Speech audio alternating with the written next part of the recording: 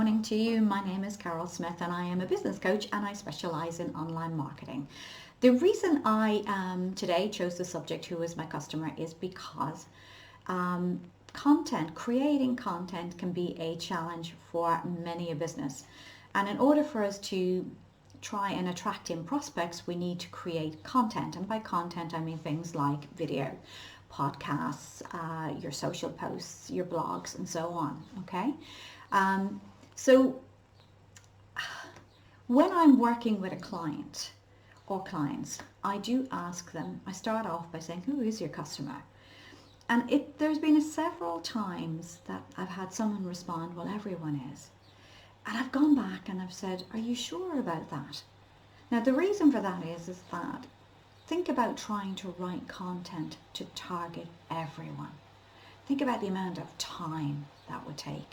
And potentially, time and money that perhaps is targeting people who will never buy your product. So here's the question for you again. Who is your customer? Now, I'm going to just probe a little bit further with you on this one. Let's just say, for example, that you say, well, you know what, it's probably female. I'm going to say, okay, give me an age. You might say between 25 and say 40. I'm going to say, okay, great. So now we have female. Now we have 25 and 40. I'm going to ask you things like, do you have any idea if would she be single? Would she be married? Would she have children? And you might say, well, I suspect she probably could be a mix of that. And you go, okay, that's fine. We'll park that for the moment. What about education level? Thinking again of the product that you're selling or the service that you're selling might be relevant. Is there an education level that you kind of think, okay, what would this female, where would she read? Where would she find her content? Okay. And we start delving in more and more into this customer that you have. Now, sometimes what happens is, as I say, you might have a 25 to 40. And in there you might have, okay, in these females, one would be a parent, one wouldn't be. Okay, so we're now creating kind of two offshoots of customer profiles. Right? The reason that I'm doing this with a client is so that we can actually create this profile, customer profile, and it'll have things in there like I've already discussed in the age, relationship status, where they live, their location. Obviously, again, if you are doing a buy local campaign, where they live is going to be very relevant. If you have an online store, maybe not so much, but you might be targeting just Ireland, you might be targeting the UK, wherever. So location, interests, and social sites that you're going to find them on. That's also relevant as well, because if you're B2B, business to business, you might decide that LinkedIn is where you're going to go with this, or depending on the demographic, if they're younger, maybe it's Instagram, or if it's at another level, it might be Facebook. So again, all of these things are very relevant. So when you have a customer profile created, what you should be able to tell at that stage is what this customer of yours needs from you, how they think and what they need. And when you have that, it becomes much easier to be more, more relevant in creating the content that's going to attract them in, that you hope is going to attract them in. So here's the thing. You now know that she's female, she's of a certain age, particular education level and so on.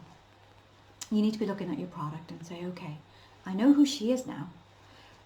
What does my product do for her? What does my product give her? How does my product make her life better?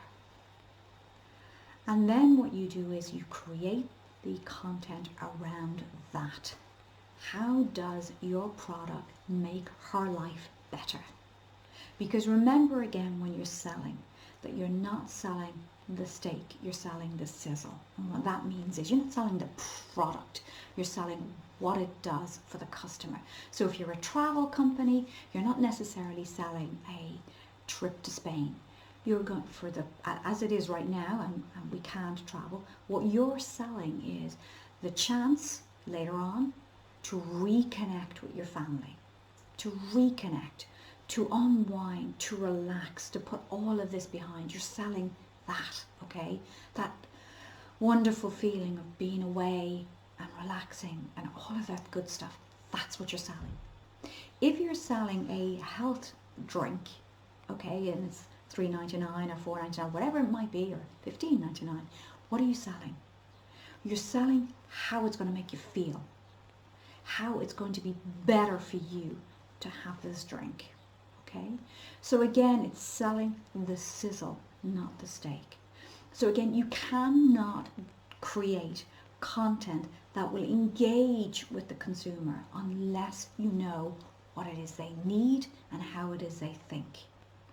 And then start creating the content. Content, by the way, is your social posts on Facebook, Instagram, whatever it might be.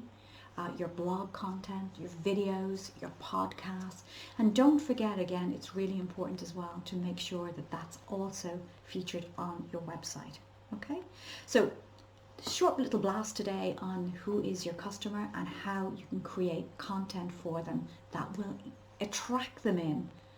And by the way, once you attract them in, what happens is it becomes easier to convert them into consumers. So, who is your customer?